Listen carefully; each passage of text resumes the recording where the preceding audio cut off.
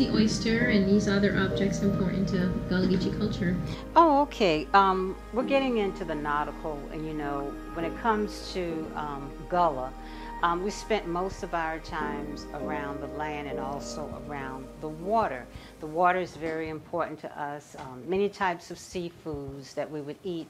Fishing was a pastime in my family, and also for the Gullah people as well.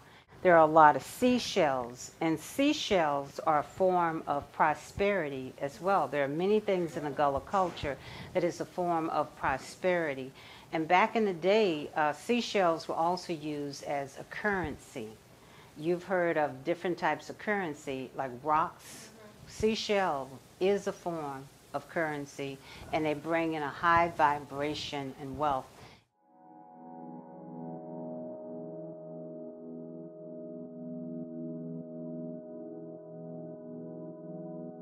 What I am sitting on. This particular structure is a creation that came out of West Africa. This is called Tabby. Right. Tabby. Oyster shells. Right. Lime. Burnt oyster shells.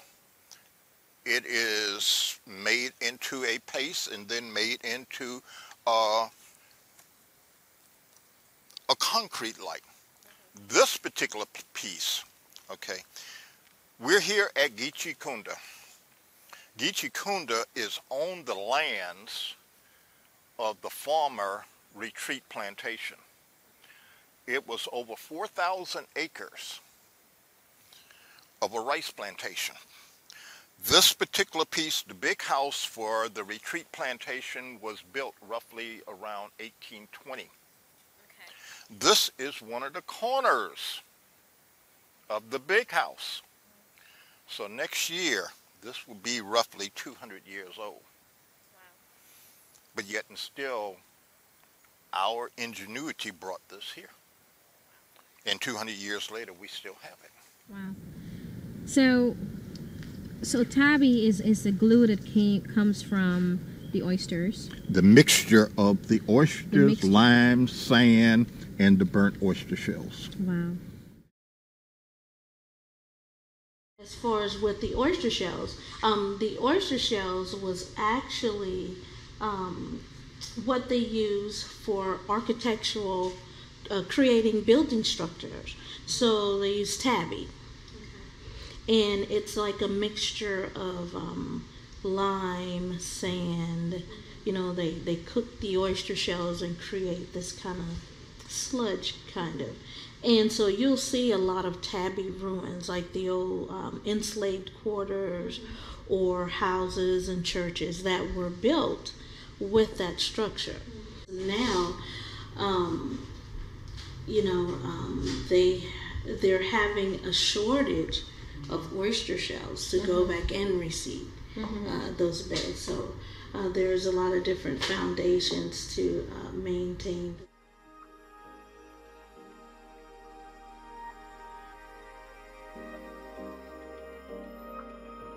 So how has Gullah Geechee culture been stewards of the land? And what representations do you have here? Oh, of course. Well, of course, agricultural. And then also a piece like this right here, which is harvesting oysters. Or I call it still climbing, actually, but I'll tell you that later. But like, for instance, when I created this, I literally thought that they were harvesting oysters. But what they're doing is actually replenishing the beds. In this area, of course, we live off the land, okay? Not only during, growing our crops, but fishing and oystering, shrimping. And so what they do is once they're finished with the old oyster shells, what they have to do is take them back out into the marsh and replenish the beds. Because the next seedling of oysters, they have to have something sturdy and strong to hold on to in order for them to grow.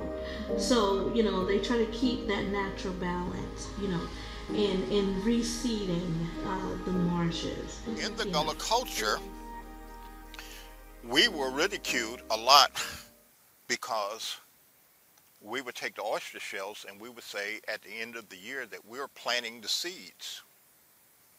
Everybody laughed at us because that was stupid. Now, you go along the coast to any of these boat ramps, and what are they doing? They have a oyster shell collection station. What are they going to do with these shells? They are going to bag them and plant them. So you are working on next year's crops. Wow. We were doing this. We were ridiculed for this. But yet and still now, what we used to do or what we do, they are all of a sudden, it's on the top of the top shelf now. Right. So everyone else is doing it too. So this kind of goes back to how, with the ecology minded, we have always been. As with all native people, we only take what we need. We never destroy or take more and out of excess. If we don't need it, we don't take it. And then you find something to do with the remains so that everything becomes useful. Right. It's that cycle of life. Everything is in that circle. We have used the shells. We will replant the shells.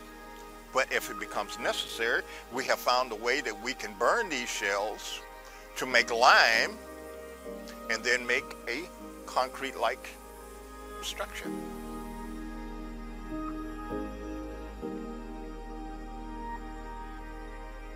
This is also reminding me of just the Gullah Geechee culture being stewards.